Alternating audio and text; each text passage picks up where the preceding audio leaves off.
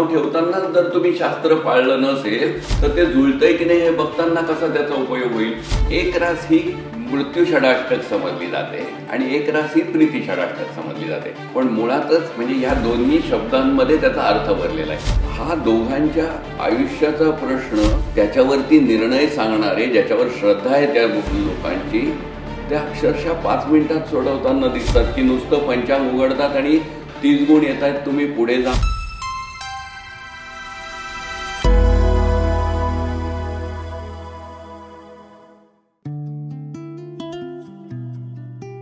नमस्कार सर, लोकमत भक्तीच्या नवीन भागामध्ये तुमचे स्वागत आहे. नमस्कार. आजचा आपण विषय घेणार आहोत गुणमेलन. तर गुणमेलन म्हणजे नक्की काय? कसं काय, गुणमेलन हे वधू आणि वरांच्या पत्रिकेचं एकमेकांशी किती ते अनुरूप आहेत हे सांगण्याचा शास्त्रांनी केलेला एक प्रयत्न आहे. त्या ह्याच्यामध्ये आपल्या सगळ्यांची जी रास असते म्हणजे ज्या राशीमध्ये चंद्र असतो त्या चंद्राच्या नक्षत्राचे जे काही गुणदोष आहेत ते एकमेकांशी किती अनुरूप आहेत. म्हणजे उदाहरणार्थ आपण असं ऐकलं असेल की एक नाडी नको, म्हणजे तर अंत्य मध्य आणि आद्य अशा 3 नाडी असतात. तर त्या ह्याच्यामध्ये 3 नाड्या तर त्याच्यातलं दोघांची जर एकच नाडी असली म्हणजे दोघांची मध्य नाडी आहे किंवा दोघांची आद्य नाडी आहे तर अशा वेळेला ते एकूण जे गुण असतात एकूण गुण ह्या सगळ्याचे मिळून नक्षत्राचे गुण दिलेले आहेत 36 गुण दिलेले. तर त्याच्यातले नाडीचे महत्वाचे गुण 8 गुण कमी होतात म्हणजे मग ते 36 चे 28 होतील. त्याच्यानंतर योनी हा भाग असतो नक्षत्रांची, मग त्या ह्याच्यामध्ये प्रत्येक नक्षत्राला अशी वेगळी वेगळी योनी दिलेली आहे. म्हणजे उदाहरणार्थ एका नक्षत्राची व्याघ्र योनी आहे तर व्याघ्र योनी आहे तर अशा वेळेला ज्या नक्षत्राचे योनी व्याघ्र ज्याला हे करणार आहे अशा ह्याच्यातली गो योनी जर असेल म्हणजे गो योनी म्हणजे प्रत्येक नक्षत्राचे जे वेगळे वेगळे गुण आहेत त्याच्यातल्या एखाद्या नक्षत्राची योनी उदाहरणार्थ व्याघ्र योनी आहे आणि एका नक्षत्राची गो योनी आहे तर अशा वेळेला ते योनीचे गुण कमी झालेले तुम्हाला दिसतील. किंवा आणखी म्हणजे जसं नाडीचं आपण बघितलं योनीचं बघितलं तसं गण हा एक भाग असतो. तर त्याच्यामध्ये प्रत्येक नक्षत्राच्या त्या नक्षत्रांचं वर्गीकरण देवगणी नक्षत्र, मनुष्यगणी नक्षत्र, राक्षसगणी नक्षत्र असं केलेलं असतं. आणि मग अशा याच्यामध्ये मनुष्यगण आणि राक्षसगण जर म्हणजे एका मुलाचा देव मनुष्यगण आहे आणि मुलीचा राक्षसगण आहे तर तिथे पुन्हा गुण कमी होतील. तर असे गुण हे करून यांचे एकूण किती गुण हे होत आहेत तर 36 पैकी अर्धे म्हणजे 18 गुण असावे असं शास्त्रांनी सांगितलंय. जर 18 गुण असतील तर तुम्ही पुढे जाऊ शकता असं शास्त्रांनी सांगितलेलं आहे. म्हणजे आपल्या सगळ्या पंचांगांमध्ये असं म्हटलेलं आहे की किमान 18 गुण असावेत असं पंचांगांनी म्हटलेलं आहे. तर पत्रिका मेलन असं आपण जे करतो तर त्या पत्रिके मेलनाच्या याच्यामध्ये ह्या 36 पैकी नक्की तुम्हाला किती गुण मिळाले हे सांगितलं जातं. आणि पारंपरिक पद्धत म्हणजे पूर्वापार पद्धत अशी आणखीन एक पद्धत अशी होती की हेही बघितलं जायचं नाही. पूर्वी तर फक्त आपली जी नावं आहेत तर त्या नावांच्या आद्याक्षरावरून ते एकमेकांशी जुळणारे आहेत की नाही हे बघितलं जायचं. म्हणजे आता उदाहरणार्थ एखाद्या मुलाचं नाव रोहित आहे तर त्या रोहित हे नाव जे आहे ते तुला राशीत येणार आहे तर मग त्या तुला राशीसाठी वर्ज्य रास कोणती सांगितली आहे तर ती मीन रास सांगितलेली आहे. तर त्या याच्यातलं मीन राशीमध्ये येणारं जे नाव आहे तर तसं जर नाव असेल तर ते नुसतं नावानेच वर्ज्य. पण त्यावेळेला हा विचार व्हायचा नाही की ही जी नावं ठेवली आहे ती पंचांग बघून ठेवली आहेत का आपण आपल्या आवडीचं म्हणूनही नाव ठेवतो की नाही. मग ते आवडीचं नाव आहे ते जे ठेवलंय ते पंचांग बघून जर ठेवलं नसेल तर हे सगळंच पत्रिका मेलन हे व्यर्थ ठरतं. बरोबर. त्याच्यामुळे गावाकडे अजूनही हा प्रकार आहे म्हणजे नावराशीप्रमाणे नुसतं तुम्ही पत्रिका जुळते की नाही असं हे बघा. म्हणजे पण हा जर बघितला तर याला शास्त्राचा आधार नाही अशासाठी की नाव ठेवताना जर तुम्ही शास्त्र पाळलं नसेल तर ते जुळतंय की नाही हे बघताना कसा त्याचा उपयोग होईल. म्हणजे आपल्या आजच्या भाषेमध्ये की तुम्ही कॉम्प्युटरला फीडच जर चुकीचा दिलेला असेल तर तो रिझल्ट योग्य देईल असं आपण अपेक्षा नाही करू शकत ना. हा भाग आहे तर त्याचा तो विचार होणं गरजेचं आहे. सो आपण षडाष्टक योग हेही बऱ्याच वेळा ऐकलेलं आहे. षडाष्टक योग म्हणजे काय? षडाष्टक योग असलं तर ते हानिकारक असतो का? बरं, आता षडाष्टक योग म्हणजे काय, तर मुळात षडाष्टकामध्ये 2 प्रकार आहेत, की एक मित्र षडाष्टक आणि एक मृत्यू षडाष्टक. तर त्या याच्यामध्ये म्हणजे एक मित्र म्हणजे प्रीती षडाष्टक आणि मृत्यू षडाष्टक. तर मृत्यू षडाष्टक योग वर्ज्य करावं असं शास्त्रांनी सांगितलेलं आहे. तर हे षडाष्टक योग म्हणजे काय, की ह्या ज्या 12 राशी आहेत त्याच्यातले त्याचा क्रम ठरलेला आहे, की मेष पासून मीनेपर्यंत 12 राशी आहेत, त्यांचा क्रम ठरलेला आहे. तो जगभर तुम्ही कुठेही गेलात तरी तोच राहणार आहे. तर त्याच्यातल्या मेष राशीपासून 6वी किंवा 8वी रास जी येते ती त्याच्या षडाष्टकात येते असं म्हटलं जातं. त्याच्यातल्या एक रास ही मृत्यू षडाष्टक समजली जाते आणि एक रास ही प्रीती षडाष्टक समजली जाते. पण मुळातच म्हणजे या दोन्ही शब्दांमध्ये त्याचा अर्थ भरलेला आहे, की षडाष्टक आहे पण प्रीती षडाष्टक आहे. म्हणजे जसं आपण आपल्याकडे म्हणतो की तुझं माझं जमीन आणि तुझ्या वाचून कर्मिना असं आपण म्हणू शकतो. तेच मृत्यू षडाष्टक हे झालं तर बाबा एकमेकांना त्रासदायक होऊ शकेल असा तो भाग आहे, असा शास्त्राचा आधार आहे. आणि म्हणून मग अशा याच्यामध्ये 2 वेगवेगळ्या प्रवृत्तीची माणसं, म्हणजे आपण एक उदाहरण घ्यायचं झालं तर मेष राशीचा माणूस हा खूप आक्रमक असतो आणि मग त्याच्या षडाष्टकात किंवा मृत्यू षडाष्टकात येणारी रास जी आहे कन्या, ही कन्या रास ही आक्रमक नसून प्रत्येक ठिकाणी सावध पवित्रा घेणारी आहे. तर मग अशा याच्यातले दोघांची जोडी कशी जमवायची, की एक जण पुढे जातोय आणि एक जण सावध पवित्रा घेतोय, त्याच्यामुळे त्याचा वेग मंदावतोय. म्हणजे शाळेत आपण जी तिपाई शर्यत खेळायचो ती मेष आणि कन्येची तिपाई शर्यत होईल अशी होऊ नये आणि त्या तिपाई शर्यतेमध्ये एकाची ओढाताण होते आणि एकाची फरफट होते. तर अशी फरफट होऊ नये त्यांच्या गृहस्थ जीवनाची, म्हणून हे षडाष्टक योग वर्ज्य करावं असं शास्त्रांनी सांगितलेलं आहे. मग तो वर्ज्य का करायचा, तर त्याचं उत्तर शास्त्रात नाही दिलेलं आहे, पण मी माझ्या अनुभवाने जे लावतोय ते तुम्हाला सांगायचा प्रयत्न करतो. की मुळात विवाह संस्थेची इति कर्तव्यता ही वंशवृद्धीत सांगितलेली आहे. आणि मग जर ती वंशवृद्धीमध्ये सांगितलेली आहे तर नवरा आणि बायको दोघांना संतती होण्यासाठी समान काळ येणं आवश्यक आहे. तो समान काळ आला तरच संतती होईल. आणि नाहीतर आपण आत्ताच्या ह्याच्यातही बघतो की डॉक्टर सर्टिफाय करतात की दोघांमध्येही काही प्रॉब्लेम नाही, पण तरीही वर्षोनवर्ष त्यांना संतती होत नाही. तर त्याचं कारण त्यांना संतती होण्यासाठी समान काळ येणं गरजेचं आहे. आणि मग ह्या षडाष्टकात येणाऱ्या ज्या 2 राशी आहेत त्यांना समान काळ येत नाही संतती होण्यासाठी. आणि मग जो विवाह संस्थेचा गोल जो आहे की वंशवृद्धी हा इति कर्तव्यता कशात आहे, वंशवृद्धी ही इति कर्तव्यता विवाह संस्थेची आहे, ती इति कर्तव्यताच पूर्ण होणार नाहीये. त्याच्यामुळे हे षडाष्टक योग वर्ज्य सांगितलेला आहे.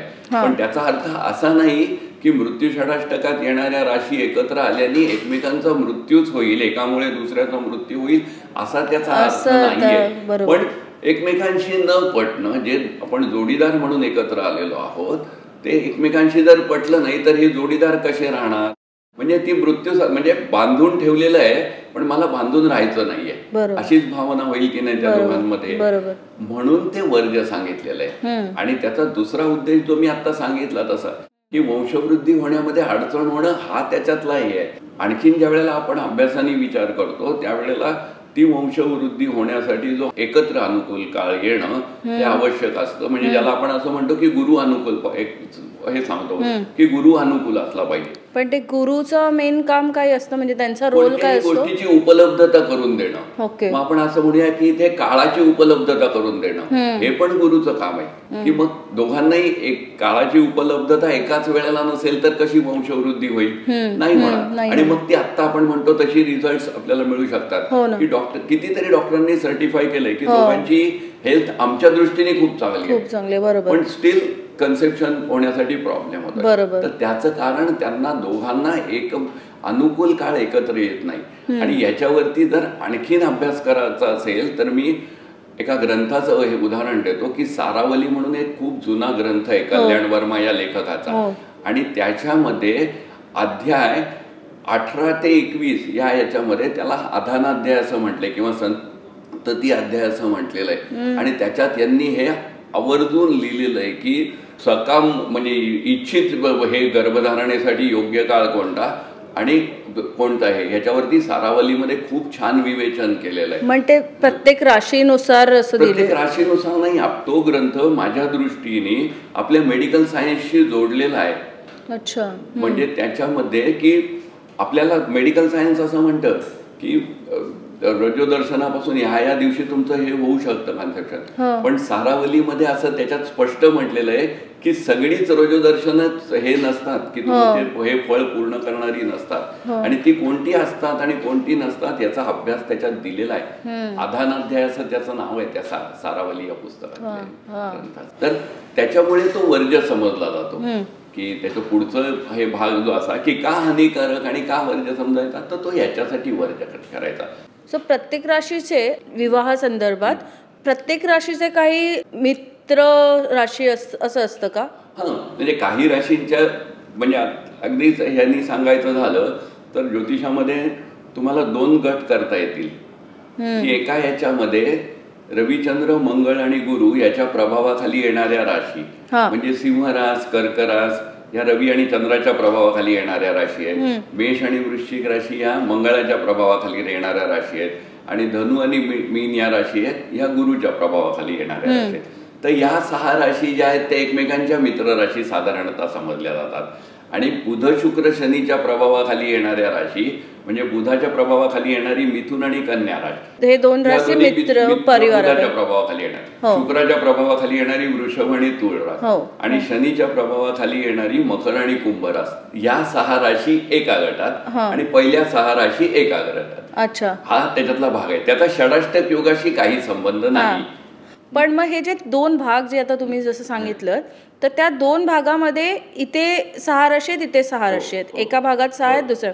तर मग ह्या भागातले ह्या भागाशी त्यांचं जुळू शकतं, नाही जुळू शकत? नाही, सगळ्यांचं म्हणजे तेवढ्याच ते 2 भागातच आहेत म्हणून त्यांचं जुळणार नाही असं आपण म्हणणार नाही. पण त्यांचे 2 म्हणजे हे एकमेकांचे मित्र आहेत एवढं आपण डिफाईन केलंय की ह्या 6 राशी ज्या आहेत त्या एकमेकांच्या मित्र आहेत, इकडच्या 6 राशी आहेत त्या एकमेकांच्या मित्र आहेत. म्हणजे ह्या गटातले एकमेकांचे म्हणजे आता उदाहरणार्थ इकडची जर आपण मकर रास घेतली आणि इकडची आपण मीन रास घेतली तर त्यांचं गुणमेलन होऊ शकतं. ओके, पण मीन आणि धनु त्यांचं पण होऊ शकतं, कारण ते एका त्यांचा गुरु एक आहे, ते एका घरातले. केवळ त्यांचं मीन आणि धनु आहे एवढ्यानेच त्यांचं गुणमेलन होईल असं नाही, कारण मीन राशीमध्ये जे येणारी 3 नक्षत्र आहेत आणि धनुराशीमध्ये येणारी जी 3 नक्षत्र आहेत त्यांचेही गुण पुन्हा वेगळे वेगळे आहेत आणि त्याच्यामुळे त्यांच्या गुणमेलनामध्ये फरक पडणार आहे. सो नॉट नेसेसरी की हे पुन्हा एकत्र येऊ शकतील हे आपण ढोबळपणाने नाही बोलू शकत,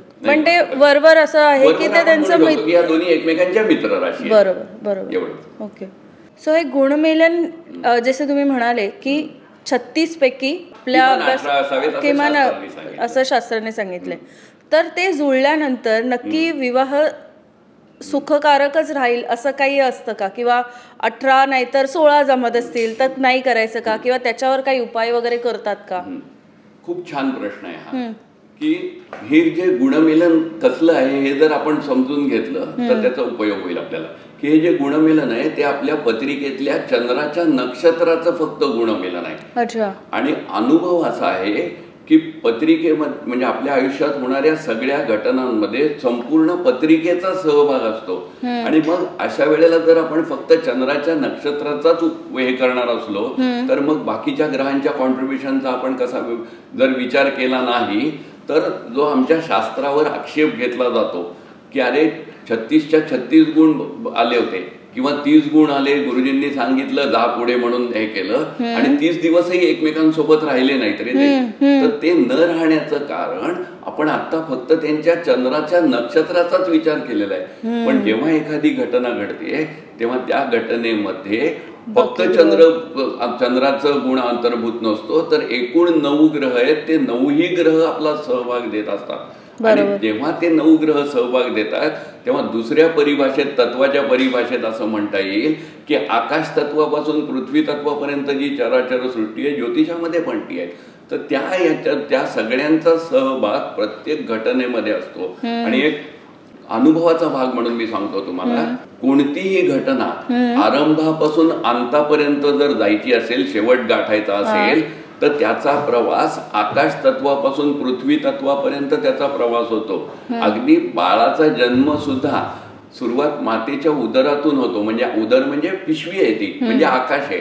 त्या आकाशा त्याच्यात सुरुवात होते आणि ज्या वेळेला बाळ आईच्या शरीरातून बाहेर येतो ते एक पिंड म्हणून बाहेर येतं, म्हणजे पृथ्वी म्हणून बाहेर येतं. आणि दरम्यानच्या काळात आकाश तत्वापासून पृथ्वी तत्वापर्यंत तो प्रवास होतो.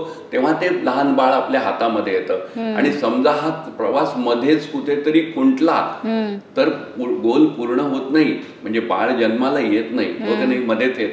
तसंच सगळ्या बाबतीत आहे.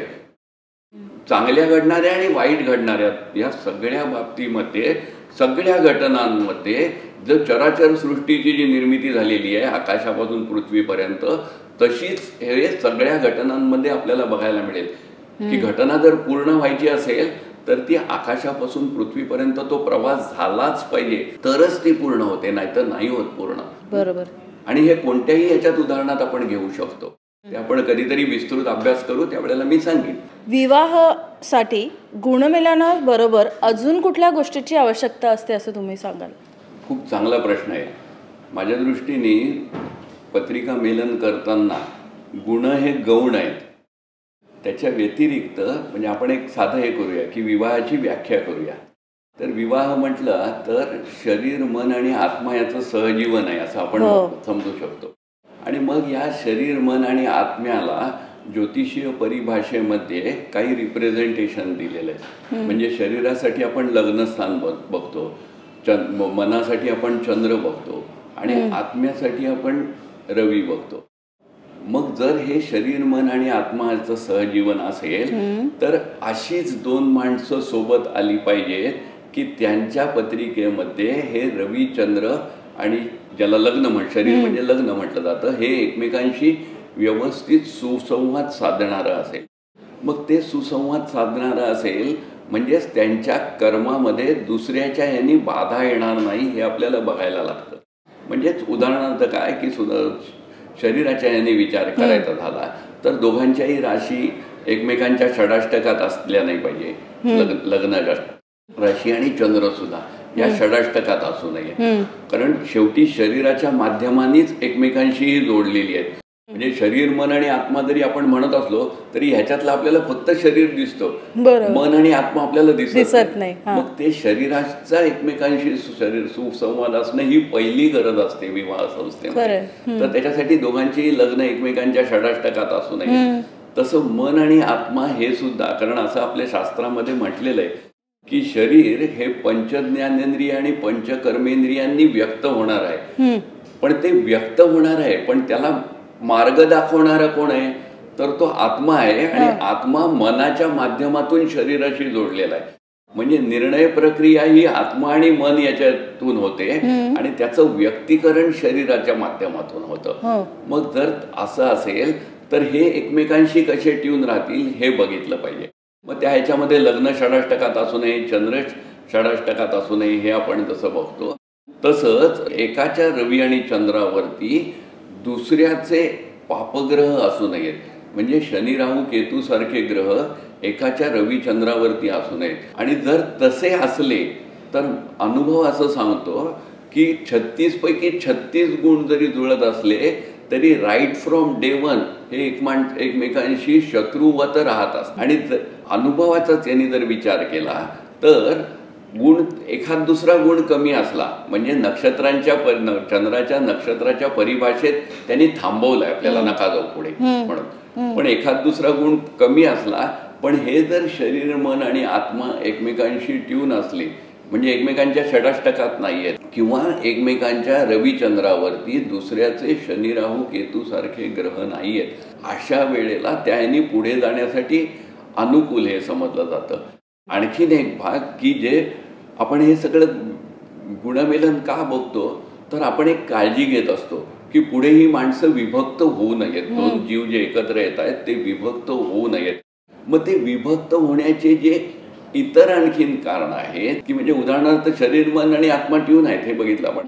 काही यांच्या विभक्त होण्याचं आता ते प्रमाण कमी आहे, पूर्वी जास्त होतं ते की संतती होत नाहीत म्हणूनही कुटुंब पुढे जाणं थांबलेलं आहे, उद्ध्वस्त झालेली आहेत. तर अशा वेळेला संतती होत नाही तर ती न होण्याची कारणं काय आहेत ते अभ्यासलं गेलं पाहिजे.